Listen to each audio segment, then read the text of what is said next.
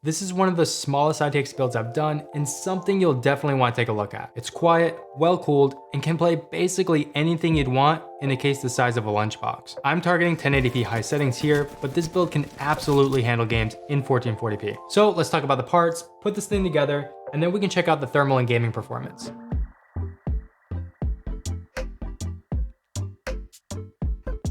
For the CPU, I'm going to be using the Ryzen 5 5600X. This is still a great CPU for a build in this price range. Now, this is on a technically dead AM4 platform. However, this CPU should still have no problems gaming for years to come. And there's still an upgrade path up to the 5800X 3D if you really wanted to. On top of that, we'll be able to save some money as the AM4 platform is less expensive than the newer AM5. It's also fairly easy to keep cool, which will be important in the case that we're using today, which can only fit a lower profile CPU cooler. The 5600X is currently priced at around $150 and has 6 cores, 12 threads with a boost clock up to 4.6 GHz. So for the motherboard, I'm going with the Gigabyte A520i AC.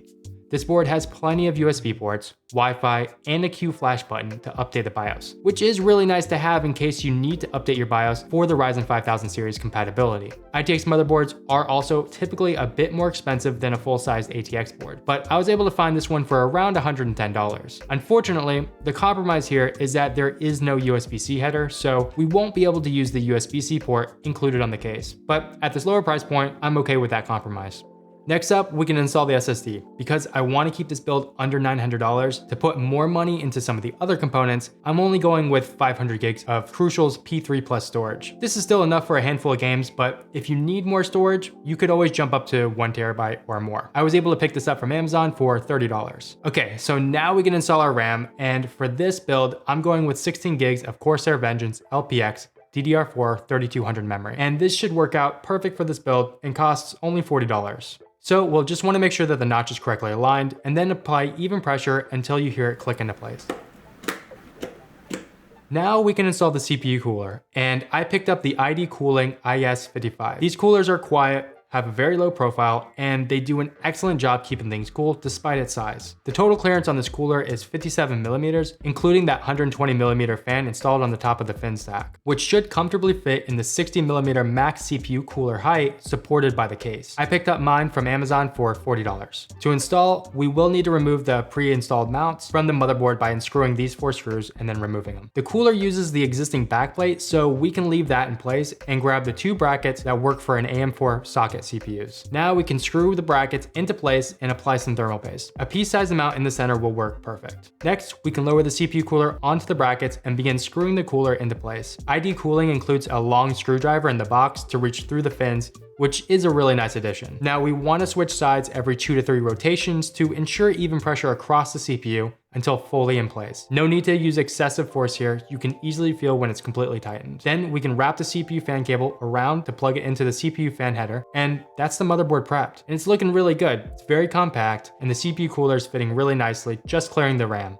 Okay, so the case we're using is the S300. I stumbled upon this case on Amazon for $90, and it's pretty small at only 8.1 liters. It also comes with a leather handle on top. I think this could be a good option for anyone who needs a PC with a bit of portability, maybe to bring to a friend's house or LAN parties, and the overall quality is pretty good as well. Now, it's not the most premium case I've ever built in, of course, but it does feel pretty sturdy, and it's also fairly lightweight. Of course, we need to take off the side panels, and I'm going to install the IO shield from the motherboard by aligning it to the back and pushing it into place until all of the sides are fully seated. Now, to make the case a little bit easier to work in, we can remove the PSU bracket by unscrewing these 3 screws.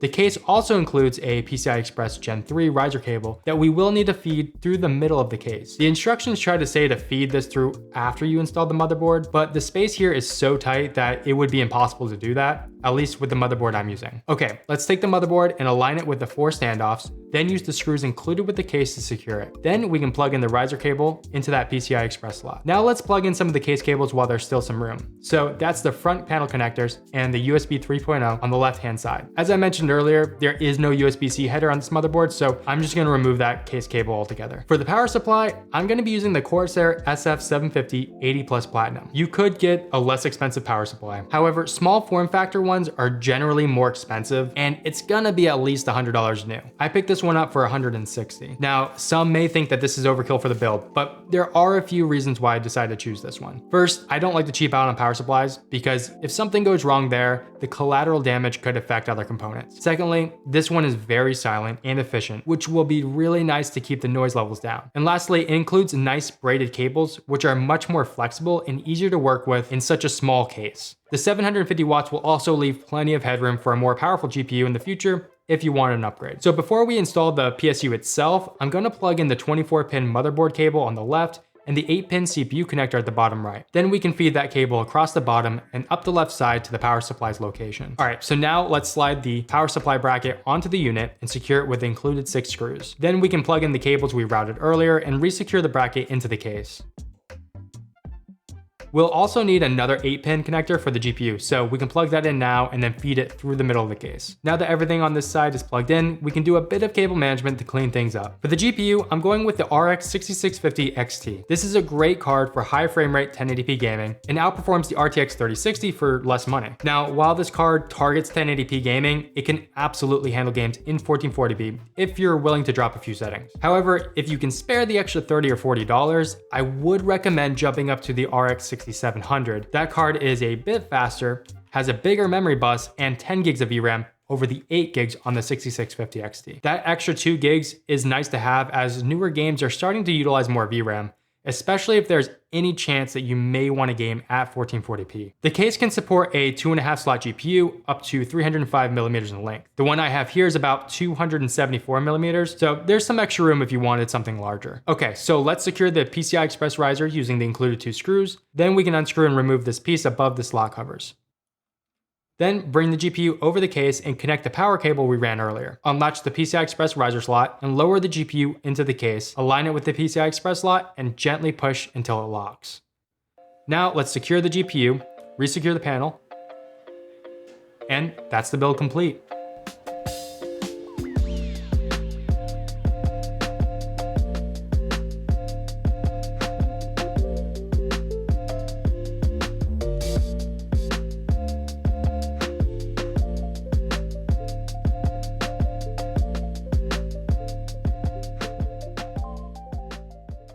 Before we move on, if you want to see more builds like this, then it would mean a lot to me if you subscribed. It really helps the channel, and it's the biggest indicator to me that I should continue making videos like this for you. So thank you. All right, I think this build is looking really nice. It's really small and compact, and I'm surprised how secure the handle feels. I mean, it's not the heaviest PC, but I was initially concerned that it wouldn't be able to handle the weight, but so far it seems okay.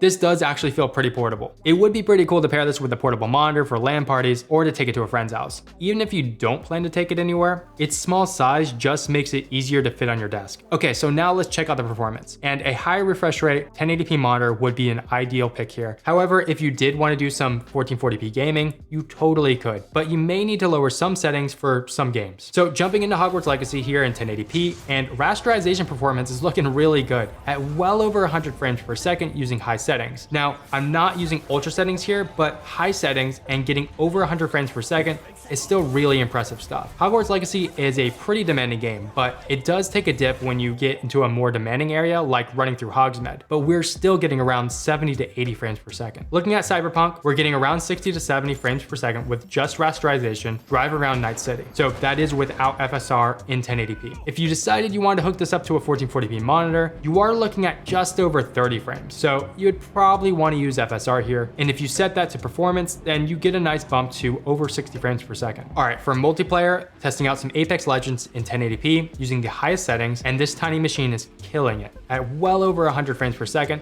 sitting mostly around the 150 to 200 frames per second, no problem. This is absolutely enough for competitive 1080p gaming. And the temperatures are looking great as well, with the GPU never exceeding 76 degrees and the CPU sitting around 65 degrees when gaming. I think that the low profile cooler is doing an excellent job keeping those temperatures low. And this translates to synthetic benchmarks as well. In a worst case scenario, running a multi-core stress test in Cinebench R23 for 10 minutes, and the CPU temps are maxing out at only around 68 degrees. Luckily, the 5600X is fairly easy to keep cool and that IS55 is doing a fantastic job in my opinion. For GPU temps, the 6650 XT is maxing out at 77 degrees Celsius, but averaging at almost 75 degrees after running the Heaven benchmark for 45 minutes. These gaming and synthetic benchmarks are done all with the panels attached to the case with an ambient room temperature of 24 degrees Celsius.